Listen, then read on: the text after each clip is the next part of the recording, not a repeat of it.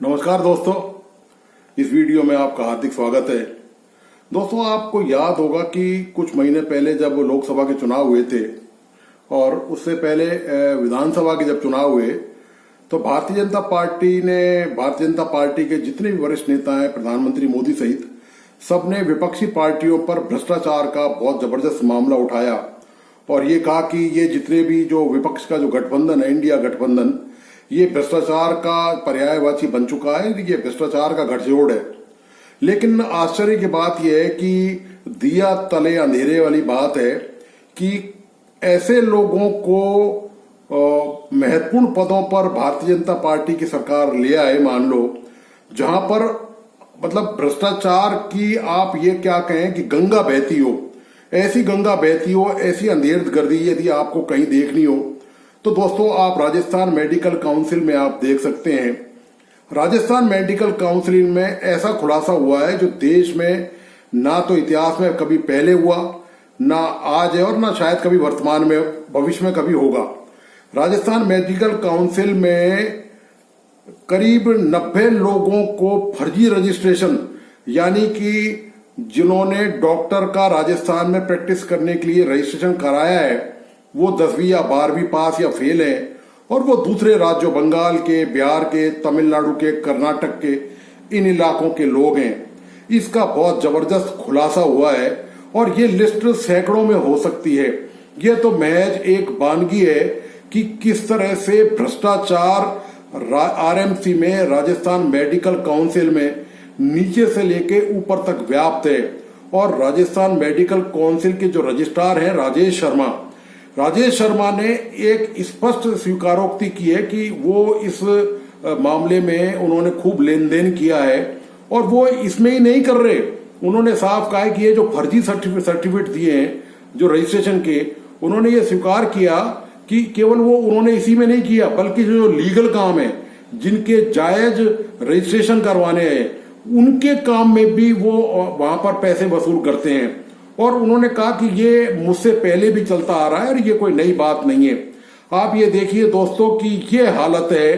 राजस्थान में जयपुर राजधानी है और राजधानी में जहां सचिवालय और आरएमसी के बीच की जो दूरी है वो मुश्किल से कोई 2-3 किलोमीटर से ज्यादा की नहीं है। हार्डली 2 किलोमीटर 3 किलोमीटर दूरी होगी। और जहां पर सारा शासन तंत्र बैठा हुआ है, जहां पर सारे सचिव बैठे हैं, जहां पर सारे मंत्री बैठते हैं, जहां मुख्यमंत्री बैठते हैं, वहां उनके 2 किलोमीटर के पास आरएमसी में इतना भारी भ्रष्टाचार। अब आप सोचिए कि जिन लोगों ने 10वीं या 12वीं की मार्कशीट के आधार पर और फर्जी रजिस्ट्रेशन के काट छांट करके और किस तरह फर्जी ईमेल राजस्थान मेडिकल काउंसिल द्वारा बनाए गए और बगैर पुष्टि के दूसरे राज्यों की मेडिकल काउंसिल के जिन लोगों ने फर्जी सर्टिफिकेट बनवाए, वहां पर क्रॉस चेक ही नहीं किया गया। उन राज्यों की मेडिकल काउंसिल को इस बात की सूचना भी नहीं दी गई और वहां से इस बात की पुष्टि भी नहीं करवाई गई कि क्या जो लोग यहाँ पर अप्लाई कर रहे हैं रजिस्ट्रेशन करवाने के लिए आरएमसी में, क्या उन्होंने वहां से एमबीबीएस किया है, क्या उन्होंने एंट्रेंस टेस्ट पास किया है, क्या उनका वहां पर रजिस्ट्रेशन है कहीं पर, इसकी कोई जानकारी उन्होंने नहीं ली। दोस्तों, लेते भी कैसे, जब फाइलों पर, कागजों पर नोटों की गड्डियां रख दी जाएं तो फिर उस फाइल की क्या मजाल कि वो अपनी मर्जी से या कानून से वहां पर कोई भी काम हो सके। ये हालत है दोस्तों।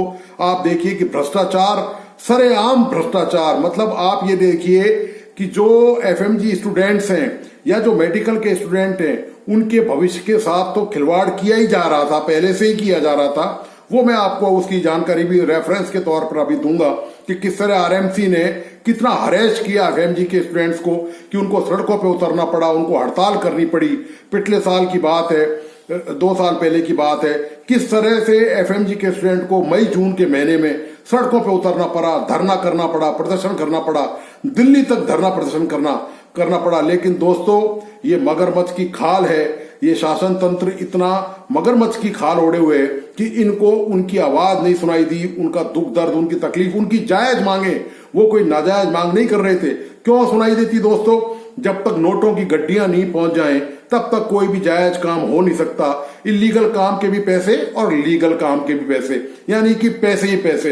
हर तरफ से भ्रष्टाचार की गंगा लगातार बह रही है और वो भी सरकार की ठीक नाक के नीचे। सबसे बड़ी बात यह है, यदि दूर दराज इलाके में कहीं भ्रष्टाचार हो और सरकार को पता नहीं चले तो एक बार हम ये मान सकते हैं कि वहां तक हो सकता है कि सरकारी मशीनरी की अप्रोच नहीं हो, बड़े अधिकारी शायद इस बात से अनभिज्ञ हों।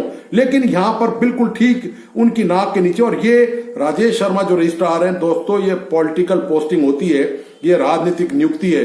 तो सवाल इस बात का भी उठता है कि वो कौन लोग हैं जिन्होंने राजेश शर्मा के बारे में, उनके चरित्र के बारे में, चाल के बारे में, चलन के बारे में बिना छानबीन किए रजिस्ट्रार जैसे सेंसिटिव, संवेदनशील और अति जिम्मेदारी से भरे प्रशासनिक पद पर, कानूनी पद पर उनकी तैनाती करवाई।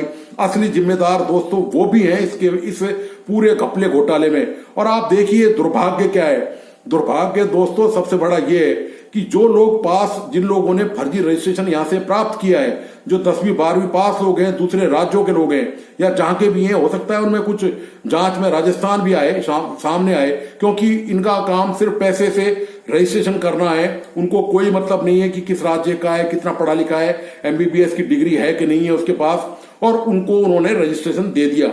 अब सवाल इस बात का है कि वो कब से दूसरे लोगों का इलाज कर रहे हैं। वो नीम हकीम, देखिए आप मजेदार बात, वो नीम हकीम उन्होंने कितने लोगों की जान से खिलवाड़ किया, कितने लोगों की बीमारी को और गंभीर बीमारी में उन्होंने बदल दिया, कितना पैसा उन्होंने इस बात के लिए बनाया।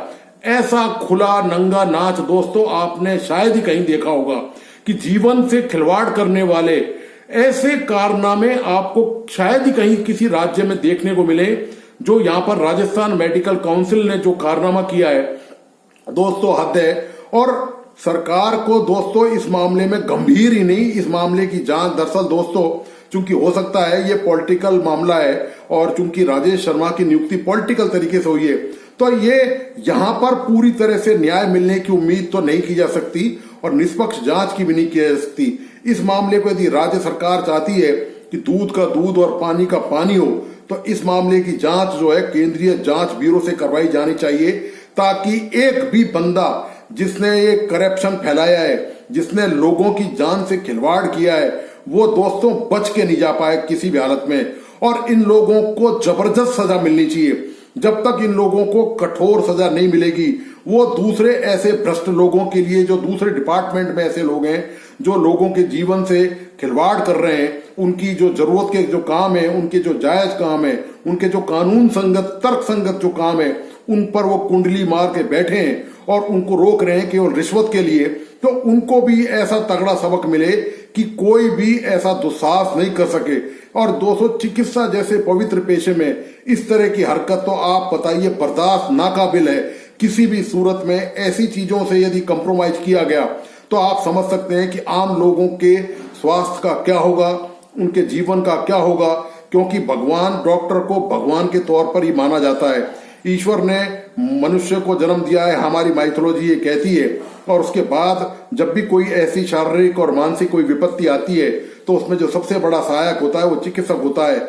लेकिन जब 8वीं 10वीं पास MBBS की डिग्री लगाकर, गायनोकोलॉजिस्ट की डिग्री लगाकर वो जब चिकित्सा करेंगे तो वो चिकित्सा उस रोगी के साथ कैसा सलूक करेंगे, उसके जीवन का क्या होगा, उसके परिवार का क्या होगा, इसकी दोस्तों महज कल्पना ही की जा सकती है।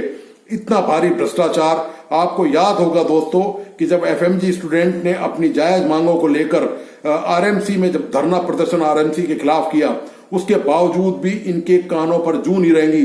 बावजूद उसके कि नेशनल मेडिकल काउंसिल की क्लियर गाइडलाइन थी, उसके बावजूद RMC ने उनकी मांगे मानने से इनकार कर दिया। वो सैकड़ों स्टूडेंट यहाँ पर कई कई दिनों तक धरना देते रहे, डायरेक्टरेट में धरना देते रहे यहाँ पर, लेकिन इनकी सेहत पर कोई फर्क नहीं पड़ा। ऐसी संवेदनहीनता, ऐसी अमानवीयता दिखाने के लिए जितना कठोर दंड हो सके वो जरूर दिया जाना चाहिए दोस्तों। इसमें केवल रजिस्ट्रार शामिल नहीं है, जितना भी वहां का प्रशासनिक स्टाफ है RMC का, बाबू से लेकर सेक्शन ऑफिसर, एडमिनिस्ट्रेशन ऑफिसर और तमाम जो भी जितने भी सेक्रेटरी, डिप्टी सेक्रेटरी वहां पर मौजूद हैं, वो तमाम इस दोस्तों रैकेट में शामिल हैं।